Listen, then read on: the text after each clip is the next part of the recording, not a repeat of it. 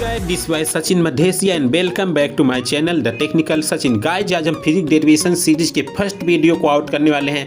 Then go and enjoy the first video of the series. Hello friends, जो हमारा पहला topic है chapter 1 का गैलीलियन ट्रांसफॉर्मेशन, आज इसको कवर करेंगे। वीडियो ज़्यादा लंबी नहीं होगी लेकिन फिर भी देख लीजिए। गैलीलियन ट्रांसफॉर्मेशन को पढ़ने के लिए हमको दो चीज़ें पता होना जरूरी है। पहला क्या होता है, frame of reference. Frame of reference क्या होता है, जैसे किसी ऑब्जेक्ट को अगर हम किसी 3 डायमेंशन में अगर मेजर कर रहे हैं या 2 डायमेंशन ही मान लीजिए, किसी 2 डायमेंशन बेस का अगर हम लोग मेजर कर रहे हैं, जैसे ऐसे कर रहे हैं, यहाँ एक कोई ऑब्जेक्ट है, अगर हमको इसका पोजीशन निकालना हो तो किसके रिस्पेक्ट में निकालेंगे? जिस चीज़ के रिस्पेक्ट में निकालेंगे उसे कहते हैं फ्रेम ऑफ रेफरेंस। तो यहाँ अगर ये पॉइंट है, ये मान लीजिए पॉइंट है, और हमको अगर इसका कोऑर्डिनेट निकालना है तो इसका कोऑर्डिनेट क्या होगा? एक्स डायरेक्शन के लिए, वाई डायरेक्शन के लिए इस पॉइंट का कोऑर्डिनेट क्या हो जाएगा? एक्स का वाई। तो जो ये हमने इसका पोजीशन निकाला, इसे वो कहते हैं basically frame of reference. Frame of reference की डेफिनेशन होती है, आप अपने बुक्स में दे लीजिएगा। 1 नंबर में डेफिनेशन पूछता है इसकी, एक में 1 नंबर या 2 नंबर या 2 क्वेश्चन आते हैं स्टार्टिंग में, वहाँ पे फ्रेम ऑफ रेफरेंस की डेफिनेशन मतलब कॉमन है, वो पूछता मतलब हर 1 साल बाद और डिफरेंट डेज या लगातार दे ही देता है। तो वो आपके ऊपर डिपेंड करता है, आपको ऐसा पता ही होगा। फिर दूसरा आता है न्यूटोनियन फिजिक्स। न्यूटोनियन फिजिक्स से क्या मतलब हम लोग का? न्यूटोनियन फिजिक्स का मतलब है कि क्लासिकल फिजिक्स जो हम लोग अभी तक बचपन से लेके अभी तक फिजिक्स पढ़ते आ रहे हैं, वो जैसे जिसमें न्यूटन के लॉज, वैलिड वगैरह हैं, ये सारे न्यूटोनियन फिजिक्स होते हैं। जैसे जिसमें सिंपल जगह है एक फ्रेम ऑफ रेफरेंस जिसमें न्यूटोनियन फिजिक्स वैलिड हो, पूरा वैलिड हो, क्योंकि वो फॉलो करता हो न्यूटोनियन फिजिक्स को, तो उसको कहते हैं न्यूटोनियन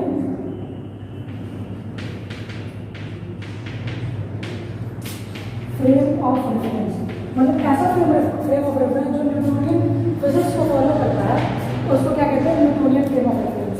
और अगर जो ना फॉलो करे, सिंपल सी बात है, जो ना फॉलो करे non Newtonian frame of reference. बस तो ये था, ये 2 चीज़ जानने की जरूरत है बस आपको। और एक फॉर्मूला तो आपको पता ही होगा, डिस्टेंस इज इक्वल टू क्या होता है? Speed into time. बस ये 3 चीज़ें आपको पता है तो गैलीलियन ट्रांसफॉर्मेशन खत्म। इसमें और कुछ है ही नहीं। देखिए यहाँ पे डायग्राम मैंने बना रखा है, यहाँ बेसिकली है क्या, यहाँ पे 2 फ्रेम ऑफ रेफरेंस है, एक ये जो सॉलिड लाइन से बना है और एक ये डैश्ड लाइन से बना है। तो जो सारी सॉलिड लाइन से है वो है एस फ्रेम, और जो डैश लाइन से बना हुआ है वो है एस डैश फ्रेम। बेसिकली क्या है, ये मैंने आगे पीछे बनाया, ये आगे पीछे मत समझिएगा, डैश लाइन से इसलिए बनाया है क्योंकि दिखे आपको, ओवरलैप ना करे। ये जब टाइम t=0 था इस फ्रेम में भी, तो ये O और O डैश जो है, ये S डैश फ्रेम का O डैश है और S फ्रेम का O है। तो ये दोनों आपस में ओवरलैप कर रहे हैं, मतलब कि दोनों साथ में, ये भी यही है और ये भी यही है, मतलब S और S डैश फ्रेम दोनों साथ में, ठीक है। ये पहली कंडीशन में ये है। दूसरी कंडीशन में क्या होता है कि S फ्रेम को कांस्टेंट रखते हैं। S फ्रेम रुका रह गया, इसको पहले S डैश फ्रेम को कुछ वेलोसिटी मिली और वो कुछ टाइम के लिए ट्रेवल किया और यहाँ तक पहुँच गया। तो अब होता क्या है कि मेन क्या होता है कि अगर S डैश फ्रेम में कोई इवेंट होता है, मान लीजिए इवेंट एक्स नहीं मानते हैं, जेड मान लेते हैं। अगर जेड कोई इवेंट, जेड भी नहीं है, ए ही मान लेते हैं, ए। अगर कोई इवेंट ए होता है तो अगर हमको इन दोनों के रिस्पेक्ट में पता करना हो, वही चीज होता है गैलीलियन ट्रांसफॉर्मेशन। यानी कि इसका स्टेटमेंट क्या है गैलीलियन ट्रांसफॉर्मेशन का, कि the process of transformation of coordinates from one frame of reference to other frame of reference, वही होता है गैलीलियन ट्रांसफॉर्मेशन। बस तो इसका हम थोड़ा डेरिवेशन है, थोड़ा छोटा सा है, आपको पहले पता चल जाएगा। देखिए यहाँ पे क्या होगा कि अगर यहाँ पे इवेंट कुछ हुआ है, पहले मैं उसको थोड़ा इरेज कर देता हूँ।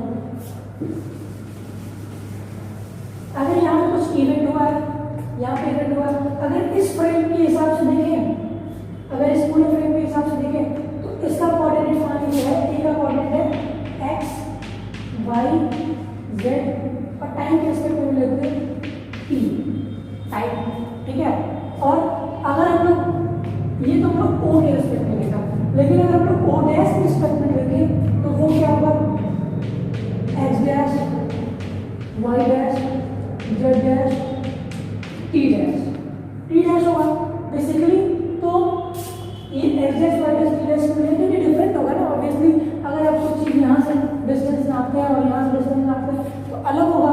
तो बस इसलिए एक्स वाई जेड और X dash Y dash V dash, ठीक है। तो होगा क्या कि अगर ये फ्रेम ऑफ रेफरेंस अगर कुछ, अब हम लोग करेंगे क्या कि जो ये एक्स है, क्योंकि ये एक्स डायरेक्शन में जो ट्रेवल कर रहा है, अगर एक्स डायरेक्शन में ट्रेवल कर रहा है तो एक्स डायरेक्शन के बेसिस पे निकाल दे, वाई डायरेक्शन में ट्रेवल कर रहा है तो मान लीजिए अगर ऊपर चल रहा था तो वाई डायरेक्शन के बेसिस पे निकाल दे, वाई एक्सिस के बेसिस पे निकाल दे। तो वो बात की बात है, बाद में मैं आपको बता दूंगा कैसे करना है। इसका अगर डेरिवेशन देखने जाएंगे कि होता क्या है, यहाँ से मान लीजिए अगर यहाँ से मैं कोई पॉइंट प्लॉट किया, यहाँ से ए की जो पॉइंट है यहाँ पे और यहाँ पे, ठीक है। तो ये डिस्टेंस आपकी क्या होगी, ये डिस्टेंस मान लीजिए आपकी एक्स एक्सिस का जो कोऑर्डिनेट लिखा है एक्स, जो इक्वल किसके है, अगर ये v वेलोसिटी से, अगर ये पहले तो दोनों कॉन्सेंट कर रहे थे ना, अगर ये फ्रेम v वेलोसिटी से यहाँ चलता है, v वेलोसिटी से अगर यहाँ से यहाँ जाता है टाइम t के लिए, तो क्या होगा, ये फॉर्मूला यहाँ काम आता है ना, वेलोसिटी v हो गई और टाइम t हो गया vt। तो यहाँ पे डिस्टेंस क्या होगी, यहाँ पे इतने दूर की डिस्टेंस क्या होगी, vt हो गई। ऑब्वियसली बात है, vt हो गई ना यहाँ से यहाँ तक की distance, x is equal to vt यहाँ पे। तो यहाँ तक की डिस्टेंस की बात कर रहा हूँ मैं, ध्यान रखिएगा, vt इस फ्रेम से लेके इस o से लेके o डैश डिस्टेंस, मतलब कि o से लेके o डैश की जो डिस्टेंस होगी, o डैश की जो डिस्टेंस होगी वो क्या होगी, vt होगी वहाँ की डिस्टेंस। फिर हम लोगों को करना क्या है, यहाँ पे x डैश है, यहाँ पे कोऑर्डिनेट क्या है, s डैश, मतलब x डायरेक्शन में लिखना, यहाँ पे x डैश होगा नहीं, इस कोऑर्डिनेट में अगर देखने जाएंगे तो अगर हम लोग को पूरा x नापना है, ये तो x तो पूरी डिस्टेंस है ना यहाँ तक की, इस इवेंट यहाँ पे लिखी पूरी डिस्टेंस है x, लेकिन x डैश तक नापना है और x रिस्पेक्ट में अगर वो रिप्रेजेंट करना चाहे तो क्या होगा, x is equal to vt ऐसे देखिए o से आखिर ये डिस्टेंस o से o डैश है, और फिर यहाँ से यहाँ तक की डिस्टेंस क्या है, x डैश है। तो x इज इक्वल टू क्या करेंगे, अब हमने यहाँ से v वेलोसिटी से t टाइम के लिए ट्रेवल किया तो ये हो गया vt और यहाँ पे क्या है x डैश, ठीक है, ये रिलेशन हो गया। तो यहाँ से क्या मिलेगा, x dash is equal to x minus vt। ये जो होगा ये एक रिलेशन आ गया, अगर x एक्सिस में ट्रेवल करना है तो x एक्सिस में ट्रेवल किया तो x dash is equal to x minus vt। आप बोलोगे कि अब यहाँ पे y z और t का क्या सीन है, यहाँ पे कि यहाँ पे y z और t भी डिफरेंट है क्या, टाइम तो पहली बात टाइम कभी चेंज होता नहीं है, क्योंकि अगर t टाइम पास हुआ है, मान लीजिए t टाइम पास हुआ है, आप यहाँ रहे या फिर आप अपने कॉलेज में रहो या आप अपने स्कूल में रहो या घर में रहो, बेसिकली कॉलेज में रहो या घर पे रहो, तो घर पे अगर 1 घंटा पास होता है तो कॉलेज में भी तो 1 घंटा पास होता है। ऐसा तो होता नहीं है कि घर पे 2 घंटा पास हो गया, चलो कॉलेज में भी आधा घंटा ही पास हुआ है, ऐसा कभी होता नहीं है। आप अगर अलग प्लेनेट पर जाते होंगे तो होता होगा ऐसा कुछ। तो बेसिकली टाइम सेम रहेगा, मतलब कि क्या t is equal to t dash रहेगा। अब यहाँ देखेंगे क्या z डायरेक्शन में कोई मोशन है क्या, z या y डायरेक्शन में कोई मोशन है क्या, यहाँ देखिए मैंने उल्टा लिख दिया x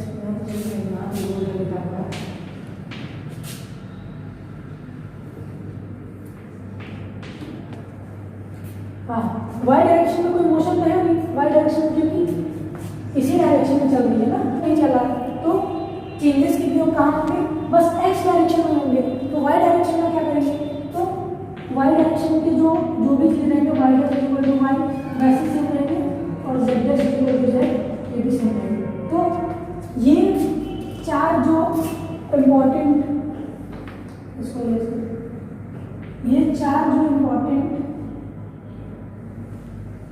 निकले इक्वेशन, यही होते हैं गैलीलियन ट्रांसफॉर्मेशन इक्वेशन। इतना इजी है, कुछ करना था ही नहीं, बस थोड़ा सा बेसिक समझना था, हो गया। अब क्या होगा कि यहाँ पर मैं बात की थी, ये जो वैलिड है बस न्यूटोनियन फिजिक्स के लिए वैलिड है। न्यूटोनियन फिजिक्स तो और कोई फिजिक्स होता है क्या? हाँ होता है, जैसे क्वांटम फिजिक्स। क्वांटम फिजिक्स में पूरे रूल्स अलग ही बदल जाते हैं।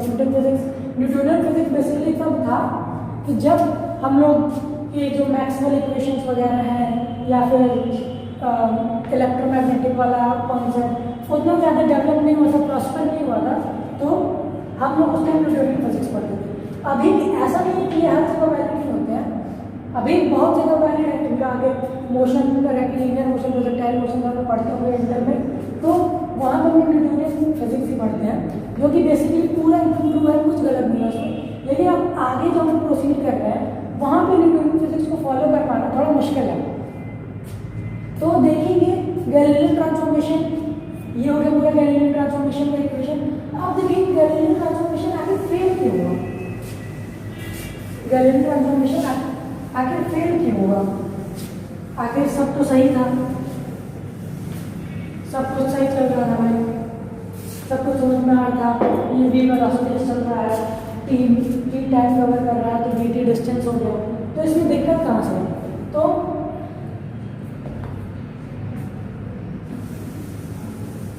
फेलियर की बात कर लेते हैं।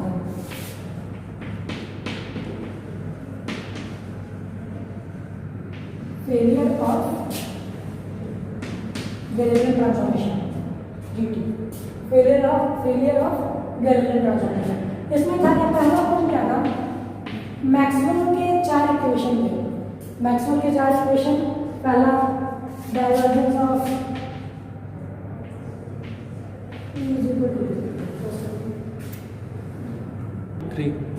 तो जो मैक्सवेल के पहला टॉपिक जो था, क्यों फेल हुआ ये, आखिर फेलियर ऑफ गैलीलियन ट्रांसफॉर्मेशन क्यों फेल हुआ?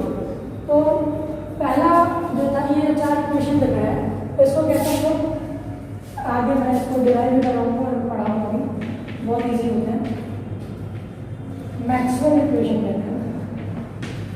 मैक्सवेल के 4 इक्वेशन मतलब बेसिकली ये चारों, इनको ये फॉलो नहीं करता था, जो भी न्यूटोनियन फिजिक्स मतलब ये गैलीलियन ट्रांसफॉर्मेशन जो भी होगा, बाद में इसको डेवलप किया गया है ना, इसको डेवलप किया गया तो पता चला कि इसमें जो गैलीलियन ट्रांसफॉर्मेशन है इसको फॉलो नहीं करता है, तो सोचा गया या तो मैक्सवेल की इक्वेशन गलत होंगी या तो गैलीलियन का ट्रांसफॉर्मेशन गलत हो। लेकिन पाया गया, जब चेक किया गया ये साइंटिस्ट ने, तो पता चला कि ये जो मैक्सवेल की इक्वेशन है वो फंडामेंटल इक्वेशन है, मतलब कि हर चीज़ के लिए आप कहीं में भी चले जाए, किसी फिजिक्स के ब्रांच में चले जाए, ये हमेशा मतलब सेम ही रहेगी, कोई दिक्कत नहीं थी, कोई कुछ मतलब कह सकते हैं कोई एरर नहीं था, कोई एरर नहीं था। लेकिन तो फिर क्या हुआ, मतलब कि मैक्सवेल का जो गैलीलियन का ट्रांसफॉर्मेशन था वो गलत था, तो इसके लिए भी ट्रांसफॉर्मेशन चाहिए था। इसके बाद भी ट्रांसफॉर्मेशन आया गैलीलियन के बाद से, जो हम लोग फॉलो करते हैं उसको कहते हैं लॉरेंस ट्रांसफॉर्मेशन, जो इसलिए अगले वाले वीडियो में पढ़ेंगे हम लोग। तो शुरुआत यहाँ से हुई कि मैक्सवेल इन्होंने कहा कि इनका जो 4 इक्वेशन है नहीं मतलब वैरी करता है, इस फ्रेम में कुछ और होता है 4 इक्वेशन की वैल्यू, इस फ्रेम में कुछ अलग होता है 4 इक्वेशन की वैल्यू, तो ये तो हो ही नहीं सकता, पॉसिबल है ही नहीं, क्योंकि आप एक वैल्यू कुछ इस फ्रेम में निकालो और एक वैल्यू इस फ्रेम में निकालो, क्या डिफरेंस हो सकता है? तो पहला पॉइंट ये हो गया कि जो मैक्सवेल के इक्वेशन थे वो इनवैरिएंट, मैक्सवेल के इक्वेशन जो होते हैं वो इनवैरिएंट होता है, इन दोनों फ्रेम ऑफ रेफरेंस में डिफरेंट नहीं होते। फिर दूसरा पॉइंट क्या आता है, ये तो पहला पॉइंट, इसको ए पॉइंट मान लेते हैं, 2 ही मेन पॉइंट थे।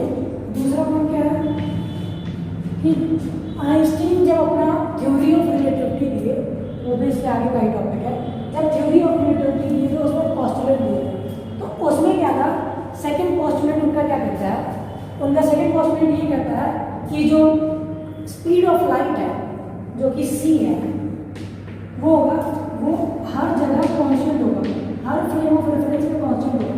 लेकिन अगर हम यहाँ बात करें इसके इस इक्वेशन के हिसाब से अगर देखें तो अगर ये ट्रेवल कर रहा है वहाँ पर तो c, पहले तो c वेलोसिटी से अगर ट्रेवल किया तो c की डिस्टेंस ट्रेवल होगा, फिर अगर ये कर रहा है तो c डैश में उसकी c डैश की वैल्यू क्या हो जाएगी, जो s डैश फ्रेम में है c डैश की वैल्यू क्या हो जाएगी, c माइनस vt हो जाएगी, ये c माइनस vt हो जाएगी, जो कि पॉसिबल है नहीं, स्पीड ऑफ लाइट उसको कम कर दो। अब ऐसा तो होगा नहीं ना कि आप अगर टॉर्च अगर दिखा रहे हैं हम लोग तो और आप भी मूव कर रहे हैं ऐसा, तो क्या होगा कि टॉर्च की स्पीड स्लो हो जाएगी या ऐसा कुछ हो जाएगा, नहीं होगा ना। तो बस यही सेम चीज़ है। तो ये दो पॉइंट्स है, पॉइंट ए और पॉइंट बी, ये बेसिकली जो फेलियर ऑफ पैरेलल ट्रांसफॉर्मेशन होता है, ये 2 नंबर में पूछा गया हुआ मोस्ट फ्रीक्वेंट क्वेश्चन है चैप्टर 1 से।